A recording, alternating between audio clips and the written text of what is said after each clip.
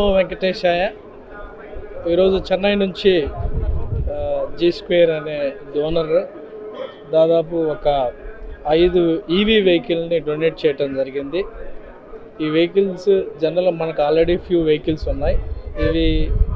ఇవి కూడా జాయిన్ కావడంతో మనకి పిలిగ్రిమ్స్ని ఒక ప్లేస్ నుంచి ఇంకో ప్లేస్ని తీసుకెళ్ళడంలో చాలా సహాయకారిగా ఉంటాయి.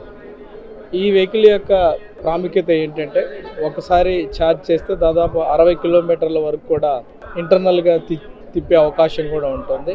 ఒక్కొక్క వెహికల్ దాదాపు 7 లక్షల వరకు ఉంటుంది. ఇది ప్యూర్లీ ఇండియన్ మేడ్, చెన్నైలో చేసినవి. దాదాపు 3 ఇయర్స్ వారంటీ కూడా ఉంటుంది.